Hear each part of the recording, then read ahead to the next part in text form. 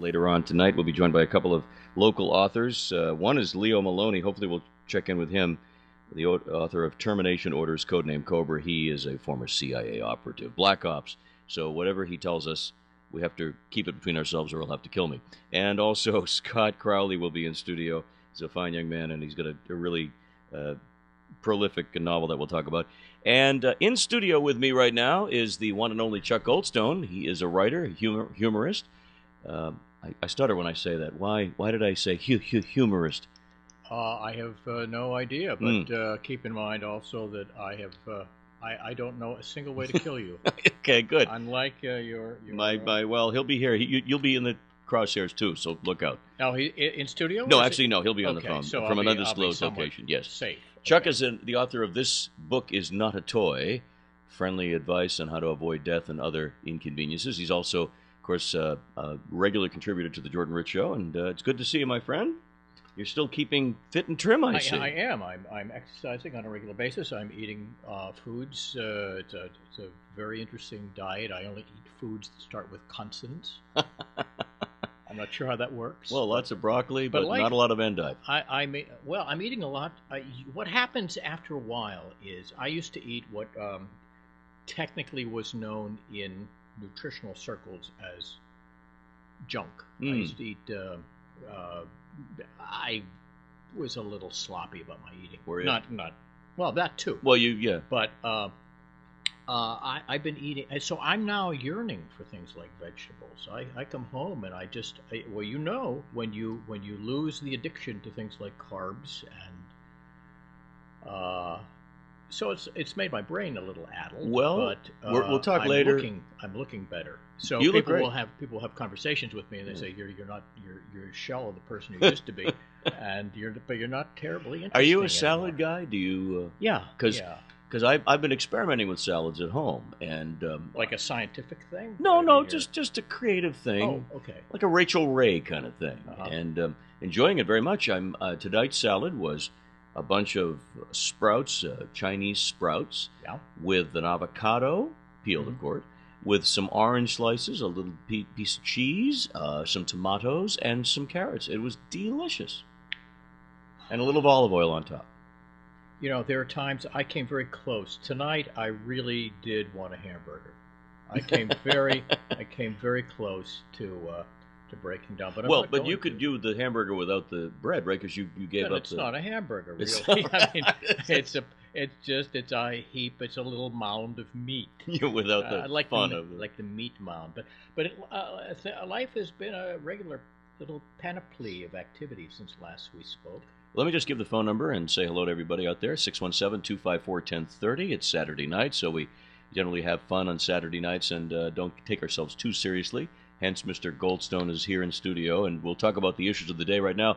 What's on your agenda? What's happening? This has been a big month since last we were here. I mean, I have these Saturday nights now where I'll be either at home or at a restaurant, and I'll say, but I'm not with Jordan's people. And it makes me sad, but on the other hand, it makes me look so much more forward. And frankly, if I came more often, I would not be nearly as interesting because I spread the interesting stuff over a month. I appreciate that. It's tax time, so a little later I want to talk about how my accountant will probably be keeping me from being totally irresponsible and ultimately will be keeping me out of jail. Well, today is what, the 10th of Yeah, April. so I have 5 more days. You haven't even... No. Okay. I have, right now I have everything in a shoebox. Now, I don't know if you do your own taxes, but the IRS really does not like the shoebox approach. I mean, they would prefer that you use their forms and not... I mean, I'm going out and I'm buying shoes and then I'm trying to deduct it as a business expense because of the box. Sure. But it's been a really kind of interesting month. I had a conversation with a very good friend, my friend Seth, who I've known for 20 years. Seth was an editor. He is an editor, and that's how I knew him. He would say, it was a magazine that I was doing a column for, and he edited for some years, and he would say things to me like, you ought to use verbs. I mean, it was very helpful. And I was try using a verb once in a while. It just makes the sentence Is that what editors flow. do? Makes the sentence flow so much better if you actually know what you're doing. So anyway, he had a piece. He had a little chunk of his wisdom in the New York Times recently. But before I get to that, he had a very interesting life. Seth was on the what year was the Seoul Olympics? Seoul, was it 2000? What 1990? It was either no, not 96 was Atlanta. I'll have to look that up. But at any rate, he was on the Olympic rowing team, and he was the guy known as the coxswain. I'm uncomfortable with that word. You but can that's say what, that. But he's the guy who screams. 88, by the way, 1988. 80, oh, 88, yeah. Wow. He's older than I thought. But anyway, he's the guy, the guy who shouts, stroke. I don't know if they actually shout stroke, or whether that actually happens in Crew, or I saw that in Rocky and Bullwinkle. I'm not really certain, but I know that they are the boat driver. No, they don't really steer, but they're the only ones looking forward. Right. So they can see things like, hey. Then how come they don't say abutment? Well, I'm sure they say things like, hey, don't row into the shore. Okay. Because you don't win if you do that. You embed yourself in a sandbar. But what does he do? He holds a megaphone? No, I think they just shout. Or they just shout? Okay. And they scream things like, I don't know, stroke. They, everybody row at the same time. Avast, ye hearties. If you see, the coxswain normally has an eye patch and a parrot. And a parrot. Right. I don't know if you knew that. So, right? you get an Olympic medal if you're part of that team. Oh, and you win. Obviously, you're part of the team. You're not only part of the team. You are. Do you know what it reminds me of? Did you see what was the Mel Gibson movie? Was it Thunderdome? Did you ever see that horrible film? Mad Max 3. Yeah, Yes, of course. And I remember the scene. There's the guy who I seem to remember, who runs the electrical power plant underneath the city, and he's really a duo guy. It's a big brawny guy, and then there's a little kind of dwarf-sized guy. Yes. Who's the brains? That's the coxswain. There was also a similar character in Total Recall for you nerds out there. Okay. But anyway, he was so little guy on top of a big guy. Seth was essentially the little Jewish guy who they put in the boat. The little Jewish guy in the boat. Stroke. Yeah, don't want you to row, just shout. But anyway, so they won, actually. This is the interesting thing about it. They won the silver. So he came back with the silver medal and some kimchi or whatever you do when you come back from the Seoul Olympics. And then I guess what happens is, I never talked to him about this, but you don't really get a lot of coxswain jobs when you come back. You go to Fidelity. We have an analyst. We have some people in international marketing, but no coxswains. So I don't know where you get. That's interesting, though. But you wonder how people get that. Is he also a coach? I mean, did he also help people? Oh, he coached. I think he coached after that. Yeah, because it's a strategy. It's like stay in the water, row in the same direction, and everybody at the same time. Now I've seen it on TV. I probably saw it in the Olympics. Yeah, and you've got about 8 or 9 guys in each boat, and they're 6, 8, whatever. They'll have it.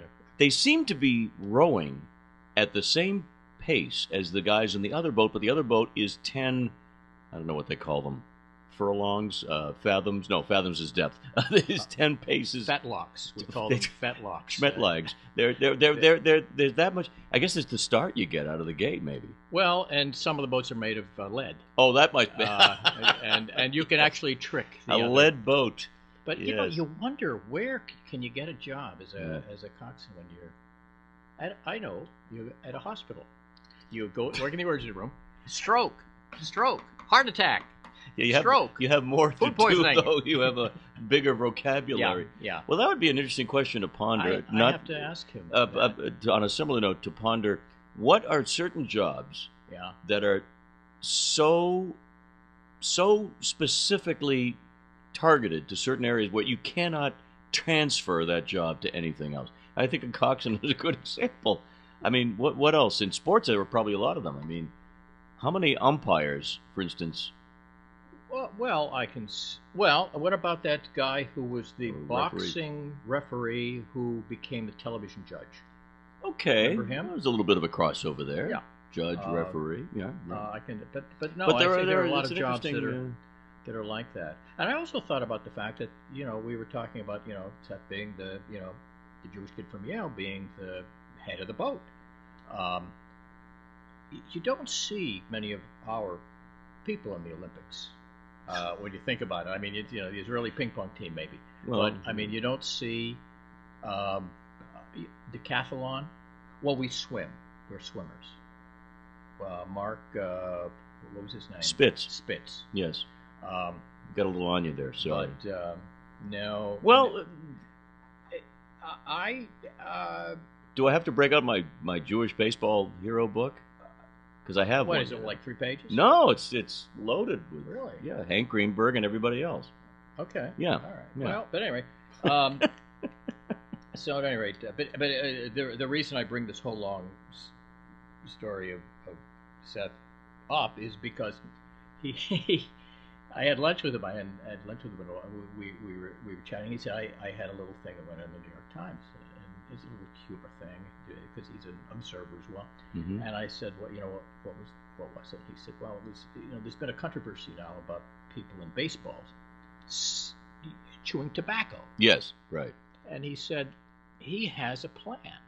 He said, because of the political climate, that we don't want to tell people, we don't want to restrain business.